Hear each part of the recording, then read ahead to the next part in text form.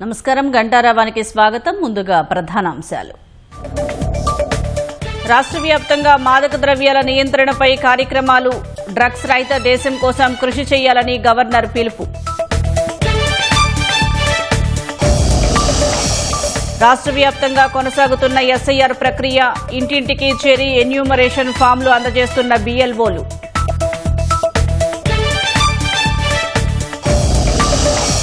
రంగారెడ్డి జిల్లా శంషాబాద్ మండలం నర్కుడ వద్ద ఆందోళన, నిర్మాణంలో ఉన్న రహదారిని పూర్తి చేయాలని డిమాండ్.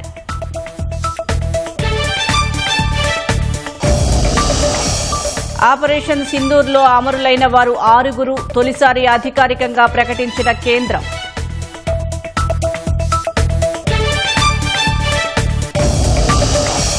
వెనెజువెలాకు ప్రపంచ దేశాల ఆపన్న హస్తం, కష్టకాలంలో అండగా నిలిచారంటూ రోడ్రిక్స్ కృతజ్ఞతలు.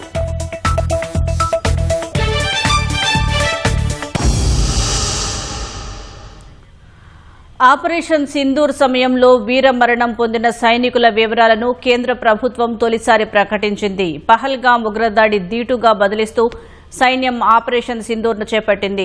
ఈ ఆపరేషన్లో వీరమరణం పొందిన 6 సైనికుల పేర్లను నేషనల్ వార్ మెమోరియల్ అధికారిక వెబ్సైట్లో కేంద్రం వెల్లడించింది.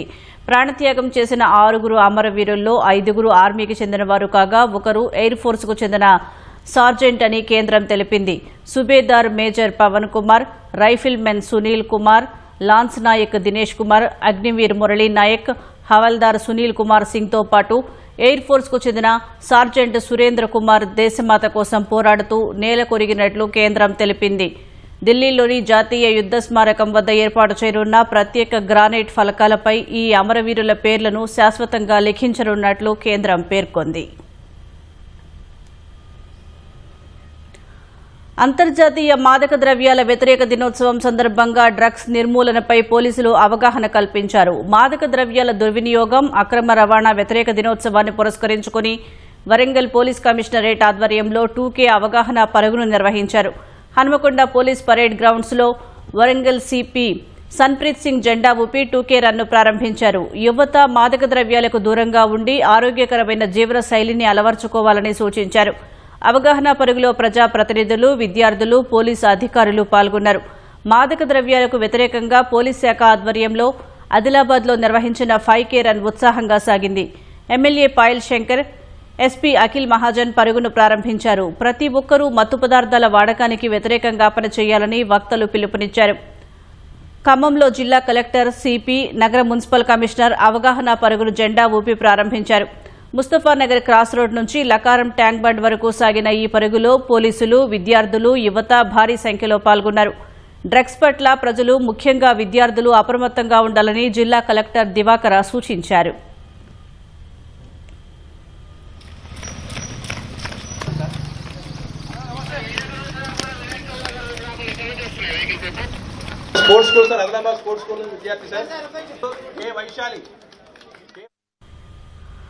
Drug free Telangana, drug free India సాధనలో ప్రజలందరూ భాగస్వాములు కావాలని గవర్నర్ శివప్రతాప్ శుక్లా పిలుపునిచ్చారు. అంతర్జాతీయ మాదక ద్రవ్యాల దుర్వినియోగం, అక్రమ రవాణా నిరోధక దినోత్సవం సందర్భంగా గవర్నర్ శివప్రతాప్ శుక్లా సందేశం విడుదల చేశారు. మాదక ద్రవ్యాల నిర్మూలనకు అందరూ కృషి చేయాలన్నారు. మాదక ద్రవ్యాల వినియోగం వ్యక్తులు, కుటుంబాలు, సమాజానికి తీవ్ర హానికరమని తెలిపారు. ముఖ్యంగా యువత డ్రగ్స్కు దూరంగా ఉండేలా ప్రతి ఒక్కరూ బాధ్యతతో వ్యవహరించాలని సూచించారు. ఆరోగ్యకరమైన జీవనశైలిని అలవర్చుకోవడం ద్వారా మాదక ద్రవ్యాల వ్యసనాన్ని నివారించవచ్చని తెలిపారు.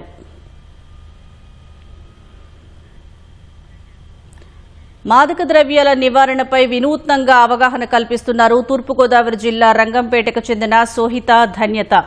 నేడు అంతర్జాతీయ మాదక ద్రవ్యాల వ్యతిరేక దినోత్సవం సందర్భంగా సైకత శిల్పాన్ని రూపొందించారు. డ్రగ్స్ వద్దు సోదర అనే నినాదంతో తీర్చిదిద్దిన సైకత శిల్పం ఆకట్టుకుంటోంది. యువత వ్యసనాలకు దూరంగా ఉంటూ ఉజ్వల భవిష్యత్తును నిర్మించుకోవాలనేదే ఉద్దేశమని సోహిత ధన్యత తెలిపారు.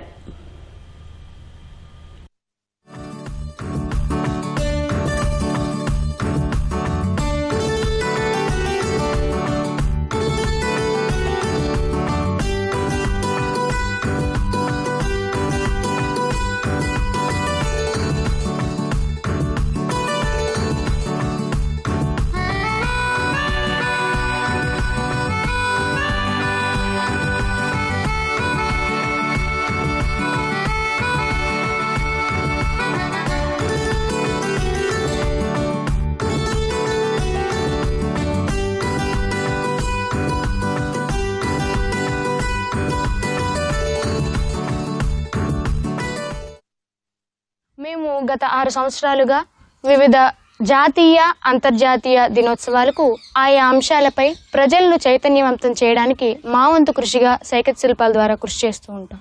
జూన్ 26వ తేదీన యాంటీ డ్రగ్ డే సందర్భంగా మేము ఈ సైకిల్ శిల్పాన్ని రూపొందించాము. నేడు యువతంతా తమ బంగారు భవిష్యత్తును ఈ మాదక ద్రవ్యాలకు బానిసలు అవ్వి పాడు చేసుకుంటున్నారు. డ్రగ్స్ వద్దు సోదరా అన్న నినాదంతో మేము ఈ సైకిల్ శిల్పాన్ని రూపొందించాము. జార్ఖండ్లోని రామ్గఢ్ జిల్లాలో జరిగిన ఘోర రోడ్డు ప్రమాదంలో 7గురు దుర్మరణం చెందారు. రామ్గఢ్ బొకారో ప్రధాన రహదారిపై ప్రయాణికులతో వెళ్తున్న ఓ వాహనాన్ని బొగ్గులోడ్తో వస్తున్న లారీ బలంగా ఢీకొనడంతో ప్రమాదం జరిగింది. మ్యూజిక్ బ్యాండ్ బృందం మరాంగ్ మర్చా గ్రామంలో కార్యక్రమాన్ని ముగించుకుని తిరిగి స్వగ్రామం వెళ్తోంది. అదే సమయంలో రామ్గఢ్ బొకారో ప్రధాన రహదారిపై వెనుక నుంచి అతివేగంగా దూసుకువచ్చిన లారీ వీరి వాహనాన్ని బలంగా ఢీకొట్టింది. లారీ డ్రైవర్ ఓవర్టేక్ చేసే క్రమంలో అదుపు తప్పి వాహనాన్ని ఢీకొట్టాడు. ఈ ప్రమాదంలో ప్రయాణికుల వాహనం పూర్తిగా నుజ్జునుజ్జైంది. వెంటనే అప్రమత్తమైన స్థానికులు క్షతగాత్రులందరినీ సమీప ఆసుపత్రికి తరలించారు. వారిని పరీక్షించిన వైద్యులు అప్పటికే 7గురు మృతి చెందినట్లు నిర్ధారించారు. ఈ దుర్ఘటనతో తీవ్ర ఆగ్రహానికి గురైన స్థానిక గ్రామస్తులు రామ్గఢ్ బొకారో ప్రధాన రహదారిపై రాస్తారోకో చేపట్టారు. హైదరాబాద్ ఐటీ కారిడార్ పరిధిలోని గచ్చిబౌలిలో రోడ్డు ప్రమాదం జరిగింది. రాంగ్ రూట్లో వచ్చిన ఓ ద్విచక్ర వాహనం ఎదురుగా వస్తున్న బైక్ను బలంగా ఢీకొట్టడంతో 2 యువకులు అక్కడికక్కడే మృతి చెందారు. ఉదయం 7:30 గంటలకు వినోద్ అనే యువకుడు రాయల్ ఎన్ఫీల్డ్ బైక్పై గచ్చిబౌలి వైపు నుంచి కొండాపూర్ ఏఎంబీ ఫ్లైఓవర్ మీదుగా హఫీజ్పేట్ మార్గంలో వెళ్తున్నాడు. అదే సమయంలో హఫీజ్పేట వైపు నుంచి గచ్చిబౌలి వైపునకు శ్రీకాంత్ విఠల్ అనే 2 యువకులు స్కూటీపై ప్రమాదకరంగా రాంగ్ రూట్లో వచ్చారు. ఫ్లైఓవర్పై వేగంగా వెళ్తున్న బైక్ను రాంగ్ రూట్లో వస్తున్న స్కూటీ అతి బలంగా ఢీకొట్టింది. స్కూటీపైనున్న శ్రీకాంత్ విఠల్ 2 తీవ్ర గాయాలతో అక్కడికక్కడే మరణించారు. బైక్పై వెళ్తున్న వినోద్కు స్వల్ప గాయాలయ్యాయి. సమాచారం అందుకున్న పోలీసులు ఘటనాస్థలానికి చేరుకుని మృతదేహాలను పోస్టుమార్టం నిమిత్తం ఆసుపత్రికి తరలించారు. కేసు నమోదు చేసుకుని దర్యాప్తు చేస్తున్నారు. అన్నమయ్య జిల్లా పీలేరు మండలం టాణావడ్డిపల్లి సమీపంలో రోడ్డు ప్రమాదానికి 3 బలయ్యారు. 6గురు గాయపడ్డారు. రేగళ్ల గ్రామానికి చెందిన 8 మంది కలికిరి మండలం దూదేకులపల్లిలో పీర్ల పండుగకు ఆటోలో వెళ్లారు. పండుగ అనంతరం తిరిగి స్వగ్రామానికి బయలుదేరారు. చిత్తూరు కడప ప్రధాన రహదారిలోని టాణావడ్డిపల్లి వద్ద ఆటోను ఓ కారు ఎదురుగా వచ్చి ఢీకొంది. ఆటో డ్రైవర్ ముబారక్, మెరూన్ బి, వహీద్ అక్కడికక్కడే మృతి చెందారు. కారు డ్రైవర్ వెంకటరమణతో పాటు అందులోని 3గురికి స్వల్ప గాయాలయ్యాయి. క్షతగాత్రులకు పీలేరు ప్రభుత్వ ఆసుపత్రిలో ప్రాథమిక చికిత్స అందించారు.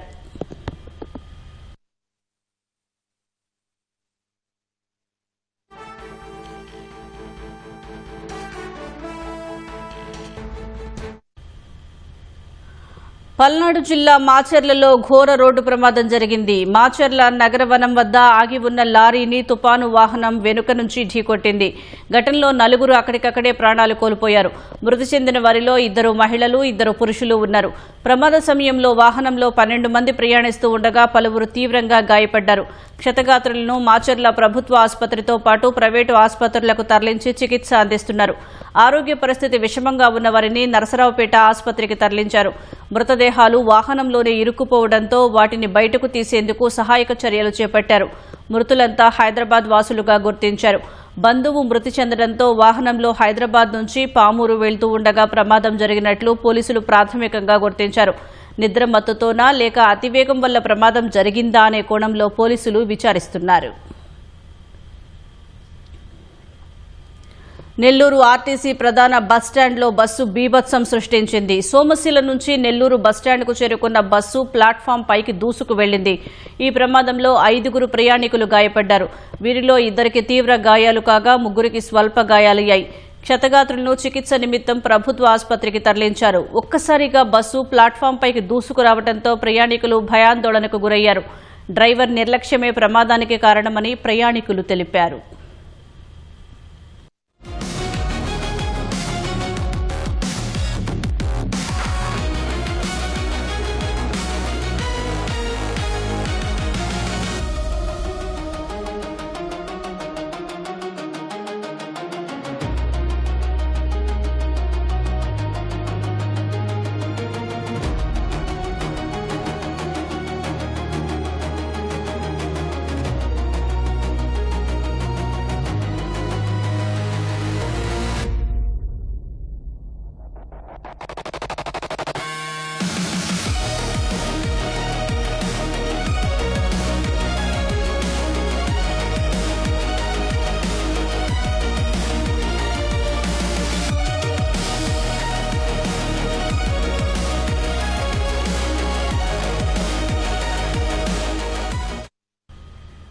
హైదరాబాద్ మహానగరంలో రోడ్డు దాటాలంటే దడదడే. వేగంగా వస్తున్న వాహనాలకు చేతులు అడ్డుపెట్టి ప్రాణాలు అరచేతిలో పెట్టుకుని నడవాల్సిందే.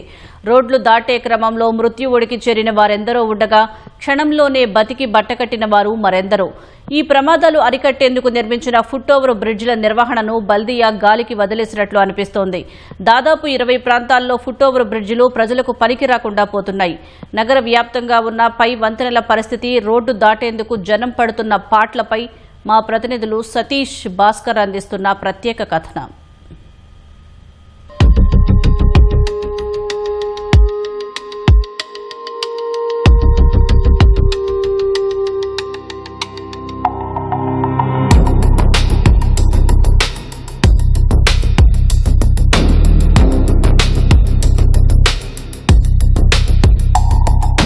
నగరంలో రోడ్డు దాటాలంటే ప్రాణాలకు తెగించాల్సిందేనా? రోడ్డు దాటేందుకు నిర్మించిన ఫుట్ ఓవర్ బ్రిడ్జిలు కేవలం ప్రకటనలకే పరిమితమా? ఫుట్ ఓవర్ బ్రిడ్జిల నిర్వహణను బల్దియా ఎందుకు గాలికి వదిలేసింది? రోడ్డు దాటే క్రమంలో ప్రాణాలు పోతే ఎవరిది బాధ్యత? ఎక్కడికి పోవాలి పెద్దయినా? మేము సార్ అక్కడ మేము ప్రజెంట్గా అయితే గద్వాల్ ఇక్కడ చూసుకొని వచ్చాము. అయితే మేము మా బంధువులు ఉన్నారు, మేము ఆల్రెడీ అల్వాల పోవాలి. రోడ్డు దాటుతున్నారు, ఇబ్బంది కదా మరి? రోడ్ అంటే కార్లు వస్తున్నాయి కదా సార్, నిదానంగా ఏం చేస్తుంది తప్ప కదా. మరి అక్కడ ఒక బ్రిడ్జ్ ఉంది, అక్కడ దాటిస్తారండి. మరి బాగా వెహికల్స్ వస్తున్నాయి కదా, భయపడుతున్నాం సార్. ఇంకా ఏమైనా యాక్సిడెంట్లు అయితే ఏమో ఎవరైనా కొడితే కూడా మా పరిస్థితి ఏంటి సార్? ఇది అందు వేరే ఏదైనా మాకు వేస్తే బాగుంటుండే, కర్రిస్తే బాగుంటుండే. మరి అది ఎక్కడ ఉందో ఏంటో మాకు అర్థం కాదు. కొంచెం ముందే ఉంది ఫుట్ ఓవర్ బ్రిడ్జ్. గవర్నమెంట్ ఇక్కడ ఈ ప్రాంతంలో చాలా హాస్పిటల్ జనాలు వస్తున్నారని 5 కోట్లతో ఫుట్ ఓవర్ బ్రిడ్జ్ కట్టింది సార్. సో అది ఎక్కి వెళ్ళొచ్చు. ఏం సార్ బంద్ ఉంది కదా సార్? మరి ఇది ఓపెన్ చేస్తా అన్నారు, 4 ఏళ్ళు అవుతుంది, ఇంకా బందే ఉంది. మరి ఎట్లా, ఏం చేద్దాం? సరే మరి ఎట్లా రోడ్ దాటియాల్సిందే మరి ఎవరైనా రోడ్ దాటిస్తే బాగుంటుంది సార్ కొద్దిగా. ఎందుకంటే జనాలు నానంటే పోతుంది, ముసలోళ్ళు ఉంటారు, వాళ్ళ కూడా పరిస్థితి కూడా చాలా ఘోరంగా ఉంటుంది కదా. సరే రోడ్ దాటిస్తారు. Okay sir. ఇక్కడ ట్రాఫిక్ పోలీసులు ఉంటారు. So foot over bridge open కాకపోవడంతో చాలా మంది పిల్లలు కావచ్చు, పెద్దవాళ్ళందరినీ కూడా వీళ్ళు వెహికల్ ఆపి ఇలా దాటిస్తూ ఉంటారు అన్నట్టు.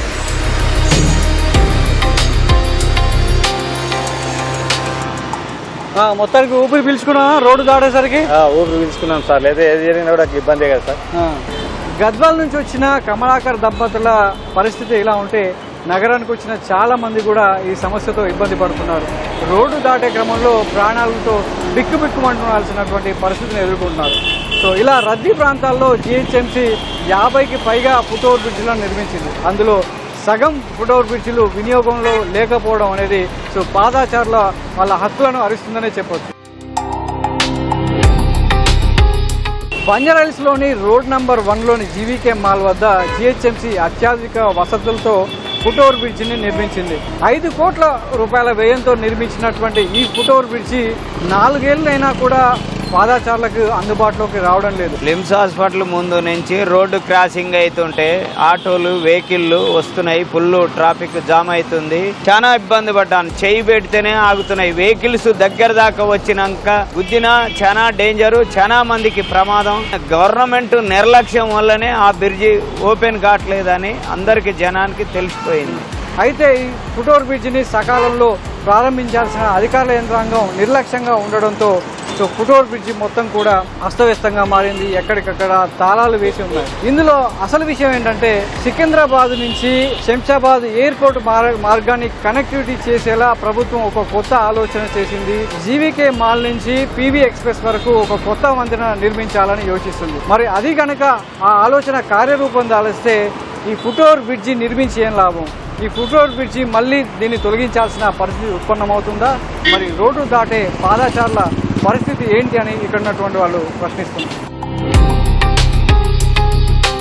ప్రారంభానికి నోచుకొని ఫుట్ ఓవర్ బ్రిడ్జిలు మాత్రమే కాదు, నగరంలో ప్రారంభమైనటువంటి అనేక ఫుట్ ఓవర్ బ్రిడ్జిలో పరిస్థితి అధ్వానంగానే మారింది. అంతర్జాతీయ ప్రమాణాలతో నిర్మించినప్పటికీ అధికారుల నిర్లక్ష్యంతో ఈ ఫుట్ ఓవర్ బ్రిడ్జిలు ఒకంత నిరుపయోగం మారాయని చెప్పుకోవచ్చు. నగరంలో రద్దీగా ఉన్నటువంటి ఈఎస్ఐ ఆసుపత్రి సమీపాన కూడా జిహెచ్ఎంసీ ఫుట్ ఓవర్ బ్రిడ్జిని నిర్మించింది. 5 కోట్ల రూపాయలతో నిర్మించిన ఈ ఫుట్ ఓవర్ బ్రిడ్జి ప్రస్తుతం అపరిశుభ్ర వాతావరణంలో కొనసాగుతూ ఇక్కడ నిర్మించినటువంటి ఎస్కలేటర్లు, లిఫ్ట్లు అవేవి పనిచేయట్లేదు. పని చేయనప్పుడు ఎక్కడ ఉపయోగిస్తాం సార్, బై వాకే వెళ్ళాల్సి వస్తుంది. బాగా స్టెప్స్ కూడా బాగా హైట్ ఉన్నాయి, నడవాలంటే మొగాల నొప్పులు అన్ని యువకులకే కాదు ముసలి వాళ్ళు కూడా నడవలేని పరిస్థితి ఉన్నది ఇక్కడ. వాళ్ళకు ఇది దాటనికే కదా ఇది కట్టింది. ఒక్కొక్కసారి మధ్యలోకి వచ్చినాక స్టార్ట్ అవుతుంది, లేదంటే అటు నుండి దిగి మళ్ళీ ఇటు రావడం అవుతుంది, చాలా ఇబ్బంది అవుతుంది, వర్క్ చేయట్లేదు. ఒక్కొక్కసారి అది కూడా అక్కడ ఓపెన్ చేయరు, రోడ్డు దాటే రావడం అవుతుంది, దానివల్ల లేట్ అవుతుంది. ఫుట్ఓవర్ బ్రిడ్జిల నిర్వహణ మీద దృష్టి సాధించాల్సినటువంటి బల్దియా యంత్రాంగం వాటిని పూర్తిగా నిర్లక్ష్యం చేస్తుంది. కేవలం ప్రకటనల వరకే వాటిని పరిమితం చేస్తూ యాడెన్సీలతో కుమ్మక్కవుతున్నటువంటి అధికారులు వాటి నిర్లక్ష్యంగా పక్కదారి పట్టిస్తున్నారు. జీహెచ్ఎంసీ విభజన తర్వాత ఇటు సీఎంసీలో కావచ్చు, అటు ఎంఎంసీలో ఉన్నటువంటి ఫుట్ఓవర్ బ్రిడ్జిలను పూర్తిగా నిర్లక్ష్యం వహించడంతో ఆయా ప్రాంతాల్లో పాదాచారులు అత్యంత ప్రమాదకర స్థితిలో అత్యంత ప్రాణాలను అరిచేతిలో పెట్టుకుని రోడ్లు దాటాల్సినటువంటి పరిస్థితి నెలకొంది. ఒక్కొక్క ఫుట్ఓవర్ బ్రిడ్జి మీద వాణిజ్య ప్రకటనల ద్వారా నెలకు లక్షలాది రూపాయల ఆదాయాన్ని ఆర్జిస్తున్నటువంటి బల్దియా యంత్రాంగం వాటి నిర్వహణలో మాత్రం అడుగడుగున నిర్లక్ష్యాన్ని వ్యవహరిస్తుంది. నగరంలో రోడ్డు దాటే క్రమంలో జరుగుతున్నటువంటి ప్రమాదాలు చాలా ఆందోళనకరంగా మారాయి. ఇంకా చాలా మంది పాదచారులు ఈ రోడ్డు దాటే క్రమంలో ప్రమాదానికి గురవుతూ ప్రాణాలు కోల్పోవడం సహా మరికొంతమంది క్షతగాత్రులుగా మారుతున్న పరిస్థితి. గత 6 నెలల్లో దాదాపు 300 నుంచి 350 మంది ఈ రోడ్డు దాటుతూ మరణించినట్లు పోలీసుల గణాంకాల ద్వారా తెలుస్తుంది. ఈ జంట నగరాల పరిధిలో ప్రమాదాలు అత్యధికంగా జరిగే దాదాపు 70 నుంచి 80 హాట్ స్పాట్లుగా ఉన్నట్టు పోలీసులు గుర్తించారు. చూసారా నగరంలో రోడ్డు దాటాలంటే ఎంత కష్టమో. అధికారులారా ఒకసారి కారు దిగి పరిశీలించండి రోడ్డు దాటేందుకు ప్రజలు పడుతున్నటువంటి అవస్థలు. ప్రభుత్వం కోట్లాది రూపాయలతో నిర్మించినటువంటి ఫుట్ఓవర్ బ్రిడ్జిలో అడుగడుగున నిర్లక్ష్యంతో అవి ఆ లక్ష్యాన్ని పక్కదారి పడుతున్నాయి.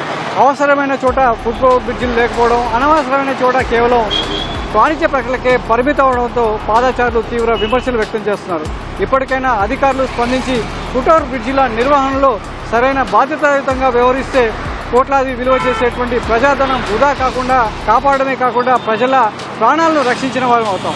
కెమెరామెన్ రమేష్తో Satish, Bhaskar, ETV news, Hyderabad. BJP రాష్ట్ర అధ్యక్షుడు రామచంద్రరావు మాట్లాడుతున్నారు. ప్రత్యక్ష ప్రసారం ద్వారా చూద్దాం. పార్టీ కానీ వేరే పార్టీ కాంగ్రెస్ పార్టీ కానీ అంటే వీళ్ళకి బీజేపీ కార్డు కావాలని చెప్పి మేము అడిగేది ఒకటే, రేపు జరగబోయేటువంటి ఎస్ఐఆర్లో మీకు ఆధారాలు చూపెట్టిన ఆధార్ కార్డు, రేషన్ కార్డు, మన డ్రైవింగ్ లైసెన్స్ ఇట్లా 12 ఉన్నాయి. Passport also one of the that. Passport మీరు తీసుకోవాలని ఎక్కడ కూడా ఎలక్షన్ కమిషన్ చెప్పలేదు. కానీ మజ్లిస్ పార్టీ ఈరోజు ప్రజలకు తప్పు సమాచారం ఇస్తూ ఉన్నారు. పాస్పోర్ట్ అనేది it's a document, of travel document. దాన్ని ఈరోజు ఇష్యూ చేసి అదేదో బీజేపీ వీళ్ళని పంపిస్తుంది, వీళ్ళ సిటిజన్షిప్ క్యాన్సిల్ చేస్తుంది. మళ్ళీ citizenship amendment act, national NRC, national register of citizens, ఇవన్నీ కూడా డిఫరెంట్ సబ్జెక్ట్. దానికి దీనికి ముడిపెట్టి అప్పుడు సిఏఏ యాక్ట్ అమెండ్మెంట్ అయినప్పుడు ఏ విధంగా అయితే పోలరైజ్ చేశారు మొత్తం సొసైటీని ఇద్దరు కాంగ్రెస్ పార్టీ మజ్లిస్ పార్టీ కలిసి, ఆ ప్రయత్నం ఇప్పుడు చేసే ప్రయత్నం చేస్తూ ఉన్నారు. Same thing they are playing the drama. So నేను ఇద్దరి యొక్క పార్టీస్ని కోరుతా ఉన్నాను. ముఖ్యంగా ఈవెన్ బీఆర్ఎస్ దాని మీద మాట్లాడేది కానీ వాళ్ళు కూడా తప్పుడు ప్రచారాలు చేస్తూ ఉన్నారు. ఇద్దరు పార్టీలను కోరుతా ఉన్నాను, don't try to mislead the people. చట్టం బీజేపీ ప్రభుత్వం ఏది మాట్లాడితే దాన్ని మీరు వాళ్ళకు వ్యతిరేకం, వీళ్ళ ఓటు తీస్తున్నారు, వాళ్ళకి తీసేస్తారు అనేట్టుగా ఇది పొరపాటైనటువంటి ఆలోచన. ఇది మీరు సిఏఏ తెచ్చింది ఎవరు పేర్లు తీయడం కాదు, సిటిజన్షిప్ తీయడం కాదు, అది అమెండ్మెంట్. 2-3 ప్రొవిజన్స్ చేసాం. ఈరోజు పాస్పోర్ట్ యాక్ట్ తెచ్చింది మేము కాదు కదా, మా ప్రభుత్వం కాదు కదా. ఈ యాక్ట్స్, ఈ ప్రొవిజన్స్ అని కూడా మీ దగ్గర మీరు ప్రభుత్వంలో కూడా ఉన్నప్పుడు ఉన్నాయి. కానీ బీజేపీ ప్రభుత్వం వచ్చినప్పుడు ఇవన్నీ తీసుకొచ్చి మా మీద రుద్దే ప్రయత్నం ఎట్లా చేస్తారు మీరు? ప్రతిదీ కూడా అంతే. ఎస్ఐఆర్ మీ టైంలో జరిగింది, అప్పుడేం మాట్లాడలే. ఇప్పుడు మీది ఇక్కడ మా టైంలో ఎలక్షన్ కమిషన్ తీసుకొస్తే దాని మీద కూడా రభస చేస్తున్నారు. కాబట్టి నేను ఓవైసీ గారు చెప్తున్నాను, మీరు చట్టం చదవండి. మీరు కూడా బ్యారిస్టరు, చదువుకొని లా చదివిన వాళ్ళు, తెలిసిన వారు. ఈ రకమైనటువంటి ఒక కామెంట్లతోని ప్రజల్ని తప్పుదారి పట్టించకండి, తప్పుడు సమాచారం ఇవ్వకండి. మీరు మీ మిత్రుడు కాంగ్రెస్ కూడా చెప్పండి. మీ ఇద్దరికి చెప్తా ఉన్నాను నేను, ఇటువంటి ఒక తప్పుడు ప్రచారాలు చేసి ప్రజల్లో భయభ్రాంతులు చేయకండి అని చెప్పేసి కూడా ఈ యొక్క మీ ద్వారా ప్రజలకు తెలియజేస్తా ఉన్నాను. Thank you.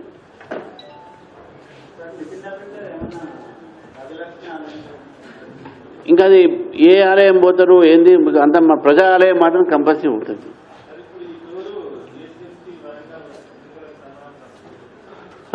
ఆ ఎలక్షన్స్ ఎప్పుడు వస్తే మాకు తెలియదు కదా. ఎలక్షన్స్ పెట్టినప్పుడు డెఫినెట్గా మా కార్యకర్తలు అప్పుడు తయారవుతారు.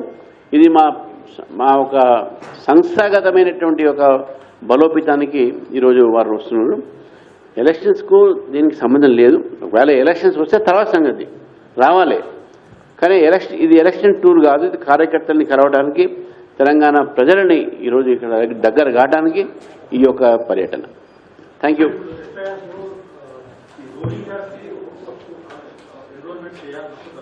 చేయొద్దు. ఎందుకు చేస్తారు? They are not citizens of India.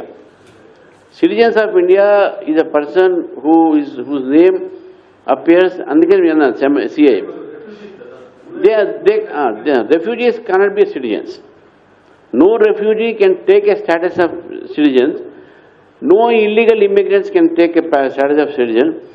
Migrants who are coming from other countries, especially Afghanistan, Bangladesh and Pakistan, they can take citizenship under Citizenship Amendment Act if they have stayed more than some period of 8 years ఉన్నది. దాని ప్రకారము వాళ్ళు they have to apply for it, then they can take citizenship. And that is the process of taking citizenship by the refugees and migrants. All refugees cannot be citizens. All asylum seeking people, because Bangladesh writer Taslima Nasreen and Sami singer Sami Pakistani, what could be given citizenship? There are instances where people come here for asylum and they are being given citizenship under the Citizenship Act.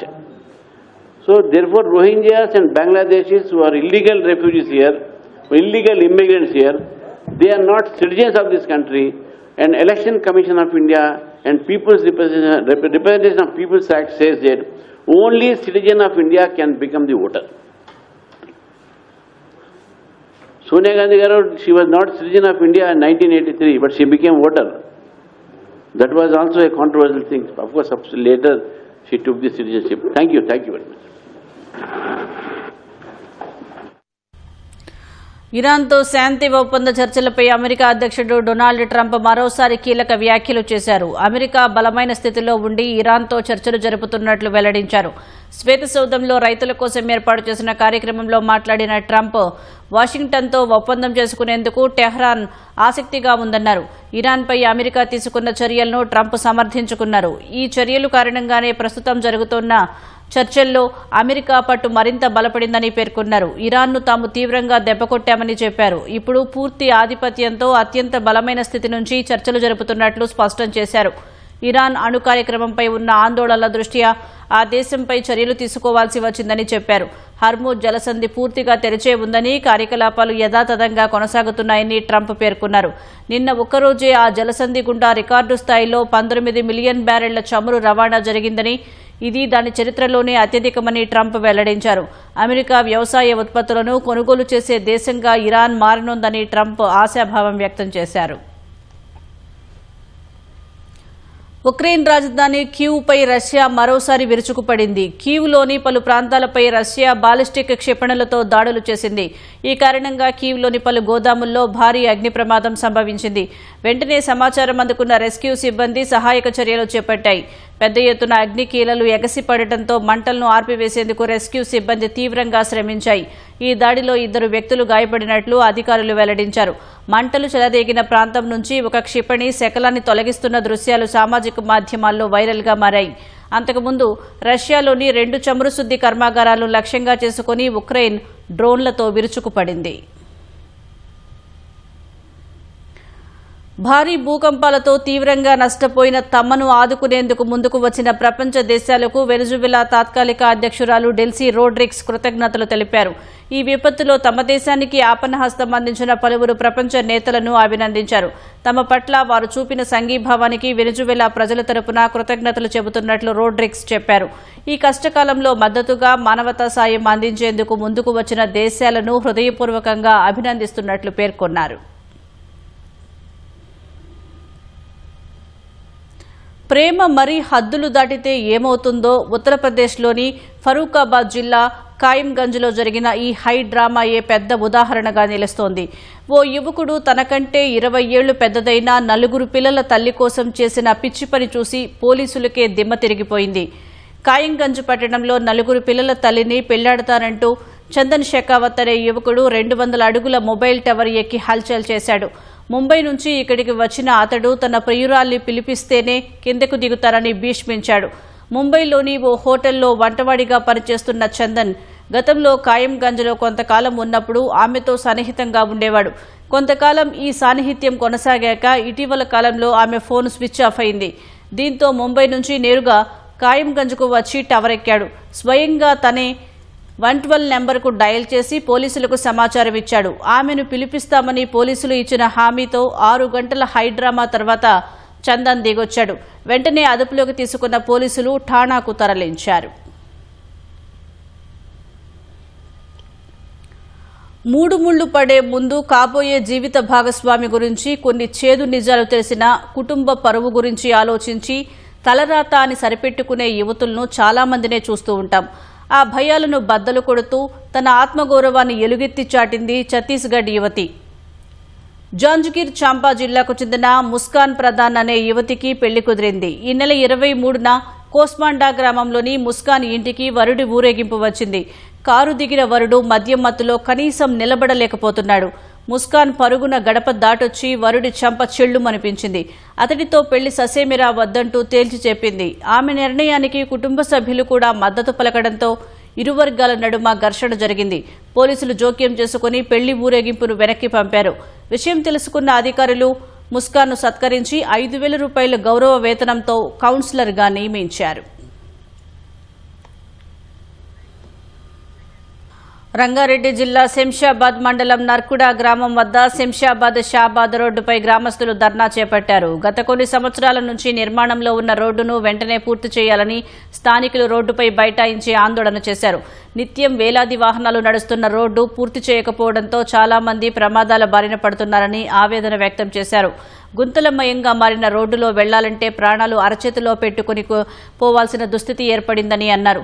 వెంటనే road పనులు పూర్తి చేయాలని, లేని పక్షంలో ఆందోళన తీవ్రతరం చేస్తామని స్థానికులు హెచ్చరించారు.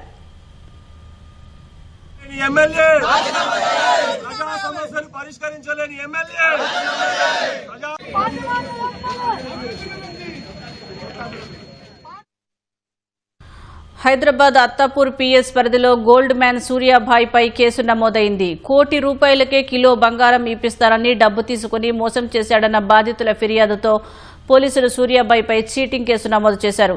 సూర్య ₹1 కోట్లకు కిలో బంగారం ఇప్పిస్తారని కృష్ణాచారి, నవీన్ సింగ్లను నమ్మించాడు. వారి నుంచి విడతల వారీగా 32 లక్షలు తీసుకున్నప్పటికీ బంగారం ఇవ్వకుండా కాలయాపన చేసినట్లు ఫిర్యాదులో పేర్కొన్నారు. తనకు రాజకీయ, పోలీసు ఉన్నతాధికారులతో సన్నిహిత సంబంధాలు ఉన్నాయని చెబుతూ భయభ్రాంతులకు గురి చేసేందుకు యత్నించాడని పేర్కొన్నారు. డబ్బులు తిరిగి ఇవ్వాలని కోరగా ఒత్తిడి చేస్తే ఇబ్బందులు ఎదుర్కోవాల్సి వస్తుందని హెచ్చరించినట్లు బాధితులు వాపోయారు. బాధితుల ఫిర్యాదు ఆధారంగా పోలీసులు 0 ఎఫ్ఐఆర్ నమోదు చేసి కేసును కాచిగూడ పిఎస్కు బదిలీ చేసినట్లు తెలిపారు.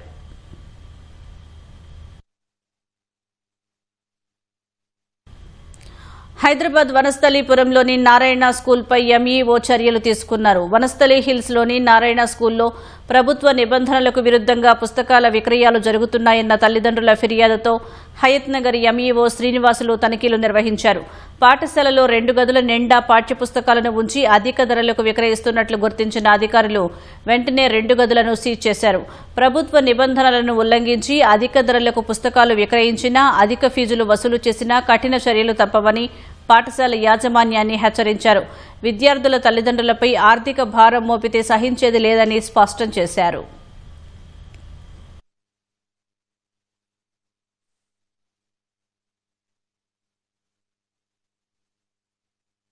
రాష్ట్ర వ్యాప్తంగా ఈ నెల 15న పాఠశాలలు పునఃప్రారంభమయ్యాయి. స్కూల్లో విద్యార్థుల సంఖ్య పెంచుకునేందుకు రకరకాల ప్రయత్నాలు చేస్తూ ఉంటాయి కొన్ని విద్యాసంస్థలు. ఆ గ్రామం కూడా ఇదే తరహాలో తమ ఊరి బడిని కాపాడుకునేందుకు వినూత్నంగా ఆలోచించింది.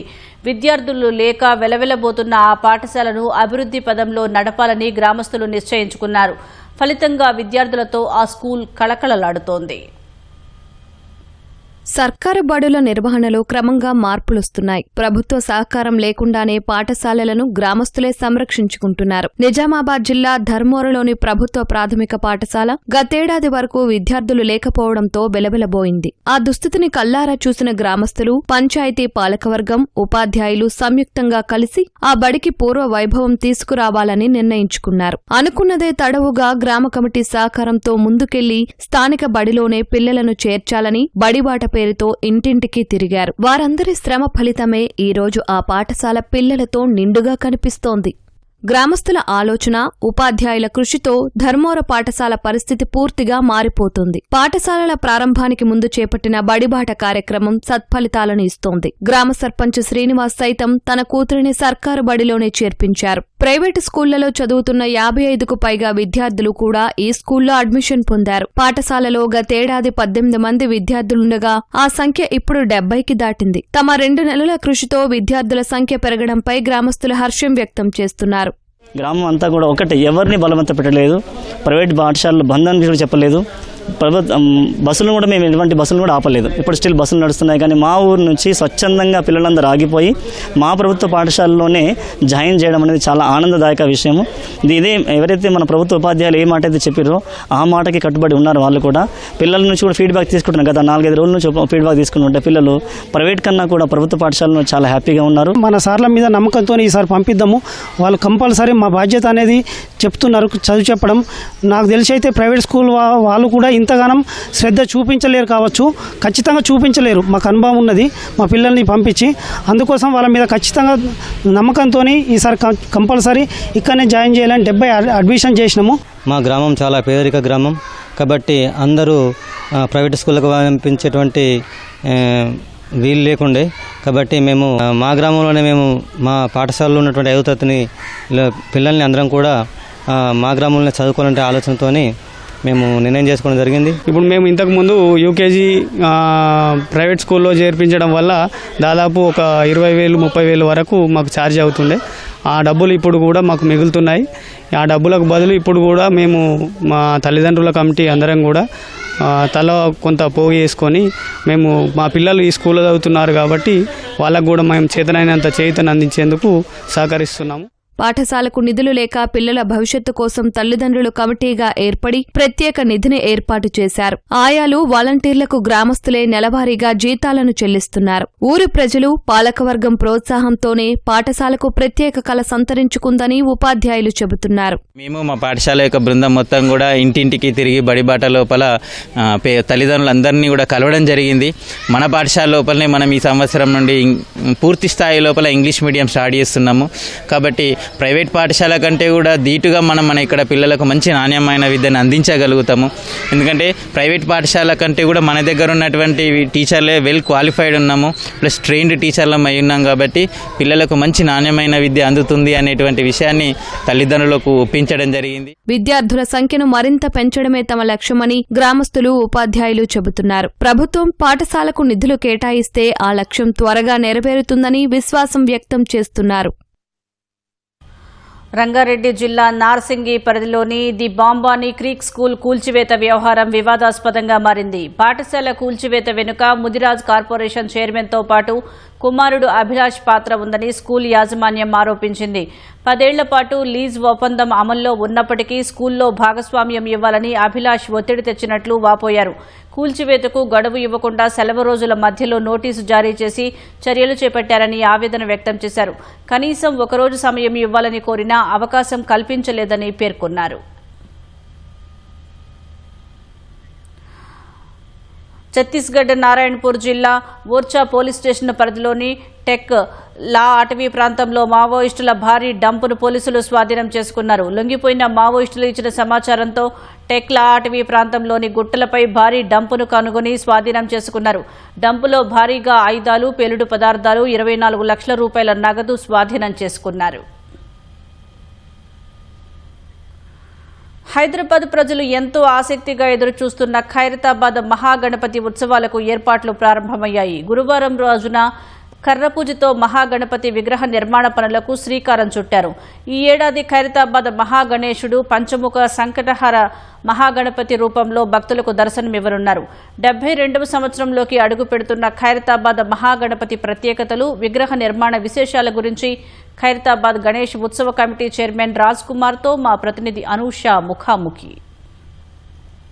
ఏడాది నిర్జల ఏకాదశి రోజున ఖైరతాబాద్ గణేశుడు కర్రపూజ అనేది జరుగుతుంది. కర్రనపాతి ఖైరతాబాద్ గణేశుడు విగ్రహ ఏర్పాట్లు అంటే విగ్రహ తయారీ ఏర్పాట్లు అయితే ప్రారంభమవుతాయి. ఈ నేపథ్యంలో మనతో పాటు కమిటీ చైర్మన్ రాజ్ కుమార్ గారు ఉన్నారు. ఆయన అడిగి ఈ ఏడాది ఖైరతాబాద్ గణేశుడు ఏ రూపంలో దర్శనమివ్వనున్నాడు ఏంటి అనే వివరాలు తెలుసుకుంటారు. సార్ నమస్తే సార్. సో ప్రతి ఏడాది ఏ రూపంలో వస్తుందా ఖైరతాబాద్ గణేశుడు అని ప్రతి ఒక్కరు కూడా ఆసక్తిగా ఎదురు చూస్తుంటారు. సో ఈసారి ఏ రూపంలో దర్శనం ఇవ్వనున్నాడు? ఖైరతాబాద్ వినాయకుడు ప్రతి సంవత్సరం ప్రత్యేకత ఉంది. మనం గత సంవత్సరము శాంతిగా ఉండాలని పూజ చేశాము.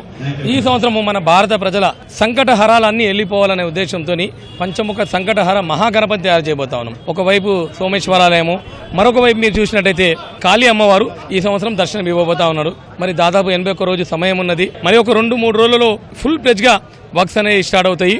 దాదాపు 69 అడుగుల భారీ వినాయకుడు మనం తయారు చేయబోతా ఉన్నాం. సరే, అదేవిధంగా వినాయకుడు పంచముఖాలతోని 10 హస్తాలతోని 5 సర్పాలతోని ఈ సంవత్సరము భక్తులకు దర్శనం ఇవ్వబోతా ఉన్నారు. మరో 2 రోజుల్లో పనులు కూడా ప్రారంభమవుతాయి అంటున్నారు. సో ఎంతమంది వర్కర్స్ పని చేయబోతున్నారు? సో ఎక్కడి నుంచి తీసుకురాబోతున్నారు? మనకు దాదాపు తమిళనాడు శిల్పి రాజేందర్ గారు వారి టీం ఆధ్వర్యంలో 5 రాష్ట్రాల నుంచి కళాకారు రావడం జరుగుతుంది. దాదాపు 100 మంది పైన కళాకారు రావడం. సో మట్టి గణపతి 69 అడుగుల మట్టి గణపతి అంటున్నారు. సో లాస్ట్ ఇయర్ ఒక ప్రాంతం నుంచి తెచ్చారు. సో ఈసారి అంటే ప్రతి ఏడాది కూడా ఒకే ప్రాంతం నుంచి ఆ మట్టిని అనేది తీసుకొని వస్తారా ఎట్లా? మనకు రాజస్థాన్ క్లే అనే పౌడర్ ఉంటుందండి. ఎప్పుడైతే వాటర్ మిక్స్ చేస్తే అది మట్టి రూపంలో అవుతుంది. సో ఇది ఈ ఏడాది శ్రీ ఖైరతాబాద్ గణేశుడు అయితే 72వ సంవత్సరంలోకి అడుగు పెడుతున్నారు. ఈ మహాగణపతి ఉత్సవాలకైతే ఇంకా 81 రోజుల సమయం ఉంది కాబట్టి ఈ 81 రోజుల్లో అయితే పని పూర్తి చేస్తామని కూడా ఇక్కడ కమిటీ సభ్యులు చెప్తున్నారు. కెమెరామెన్ శ్రీనివాస్ తో అనుష, హైదరాబాద్. జనగామ జిల్లా స్టేషన్ గన్పూర్ మండలంలోని సముద్రాల గ్రామంలో మొహరం జరిగింది. ఏటా 9 రోజుల పాటు నిర్వహించే మత సామరస్యానికి ప్రతీకగా నిలుస్తున్నాయి. హిందూ, ముస్లిం సోదరులు కలిసి సాంప్రదాయబద్ధంగా పండుగ నిర్వహించడం విశేషంగా నిలుస్తోంది. కాళ్లకు గజ్జలు కట్టుకుని అగ్నిగుండం చుట్టూ చిందులు వేయటం అందరినీ ఆకట్టుకుంది. మతభేదాలకు అతీతంగా ఐక్యతను చాటుతున్న మొహరం కొన్నేళ్ల నుంచి సాంప్రదాయంగా నిర్వహిస్తున్నామని గ్రామస్తులు తెలిపారు.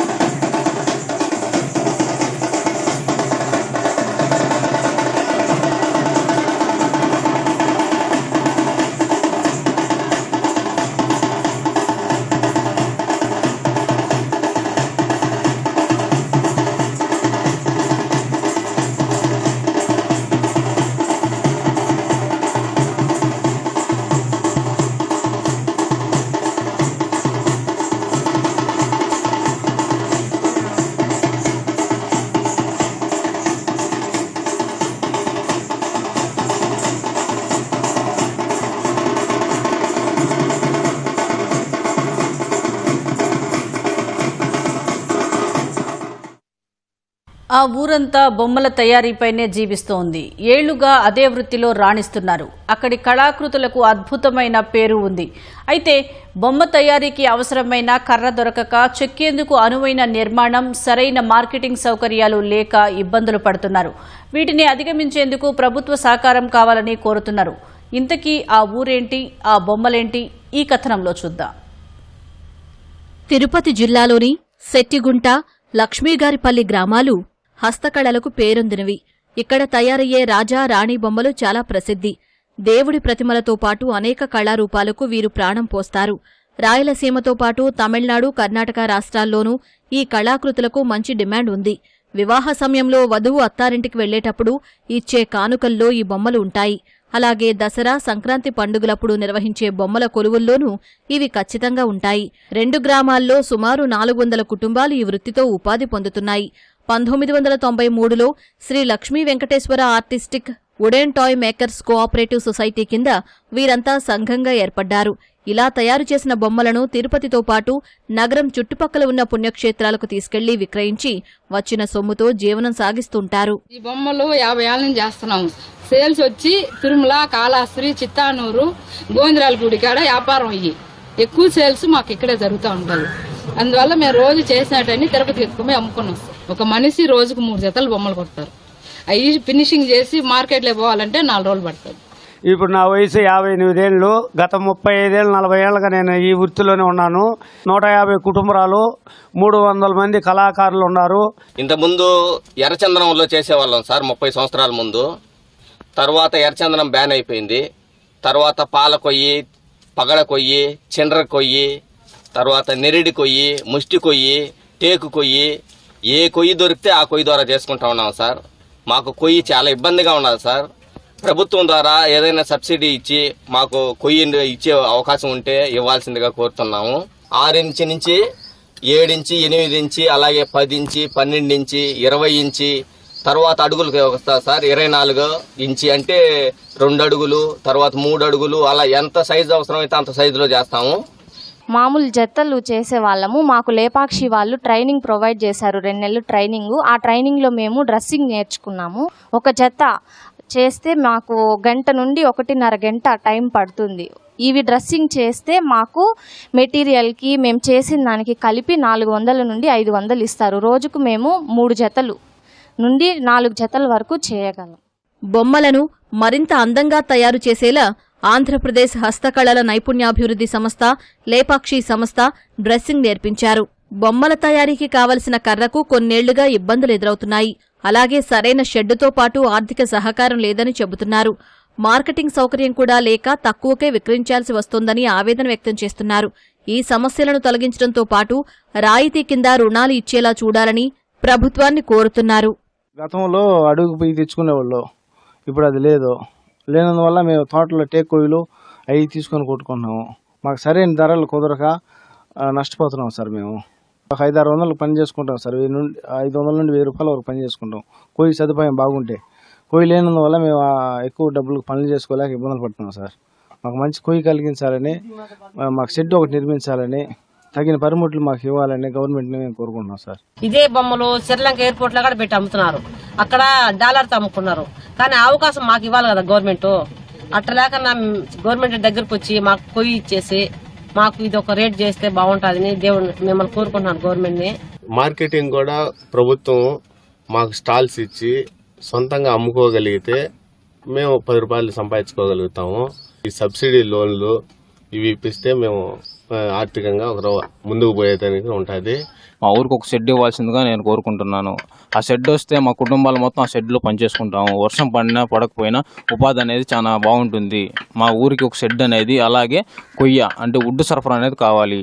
వెంకటేశ్వర బొమ్మలు, కృష్ణులు, వినాయకులు అన్నీ చేస్తారు. అన్నీ కూడా కల్పించుకొని మేము విదేశాలకు పంపించాలని మా కోరిక ఉంది. ఆ కోరిక అట్టే నిలిచిపోతాం. అది కాబట్టి గవర్నమెంట్ ఈ మాదిరి రూపంలో మాకు కొంచెం సహాయం చేస్తే బయట దేశాలకు కూడా పంపించి వ్యాపారం చేసుకొని ఇంకా లాభ పొందుతాము.